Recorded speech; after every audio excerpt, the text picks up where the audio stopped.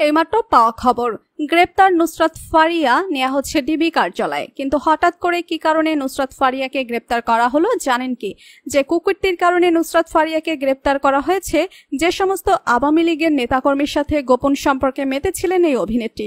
বিস্তারিত জানতে হলে ভিডিওটি দেখে লাইক দিয়ে ভিডিওটি না টেনে দেখতে থাকুন। ডিবি কার্যালয়ে নেওয়া হচ্ছে নুসরাত ফারিয়াকে। গ্রেপ্তার হয়েছেন ঢাকায় চলচ্চিত্রের চিত্রনায়িকা নুসরাত ফারিয়া। রোববার 18 মে হযরত শাহজালাল আন্তর্জাতিক বিমানবন্দরে তাকে আটক করে ইমিগ্রেশন পুলিশ। তাকে ঢাকা মহানগর গোয়েন্দা পুলিশ ডিবি কার্যালয়ে নেওয়া হচ্ছে। রোববার 18 মে বাংলাদেশ বিমানের একটি ফ্লাইটে থাইল্যান্ড যাওয়ার সময় ইমিগ্রেশন পুলিশ তাকে আটক করে। পরে ভাটারা থানার পুলিশের কাছে তাকে হস্তান্তর করা হয়। জানা যায় গোপনে চুরি করে দেশের বাইরে চলে যাচ্ছিলেন এই অভিনেত্রী। এছাড়াও তার বিরুদ্ধে অনেক রকমের তথ্য উঠে আসে। কেন তিনি এখন কোনো সিনেমাতে অভিনয় না করে বিলাসবহুল জীবনযাপন পার করছে নুসরাত ফারিয়া? এমনকি বিভিন্ন সময় আওয়ামী লীগের বড় বড় নেতার সাথে সম্পর্ক গড়ে নিয়ে লুটে নিয়েছে হাজার হাজার কোটি টাকা।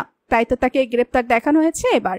এর আগে গত 29 এপ্রিল তার বিরুদ্ধে হত্যা চেষ্টা মামলার বিষয়টি গণমাধ্যমকে নিশ্চিত করেন ভাটারা থানার ভারপ্রাপ্ত কর্মকর্তা ওসি মাজহুরুল ইসলাম। সে সময় জানা যায় 2024 সালের বৈষম্য বিরোধী আন্দোলন চলাকালীন রাজধানী ঢাকার ভাটার থানাধীন এলাকায় হওয়া এক হত্যা চেষ্টা মামলায় আসামি করা হয়েছে অপু বিশ্বাস, আসামি হাবিব ভাবনা ও অভিনেতা জায়েদ খান সহ 17 জনকে।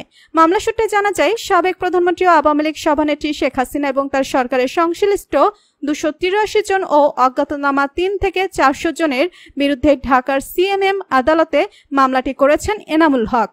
মামলায় বৈষম্য বিরোধী আন্দোলনের বিপক্ষে অবস্থান নিয়ে আওয়ামী লীগের অর্থ যোগদানদাতা হিসেবে আসামি করা হয় ঢাকায় চলচ্চিত্রের অভিনেত্রী নায়িকা নুসরাত ফারিয়াকে।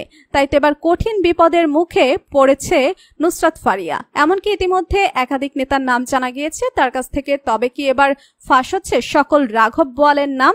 তো বন্ধুরা, নায়িকা নুসরাত ফারিয়ার গ্রেপ্তার নিয়ে আপনাদের মতামত কি?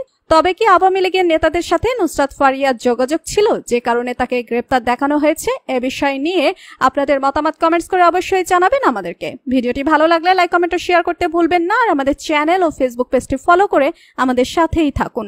ধন্যবাদ সবাইকে।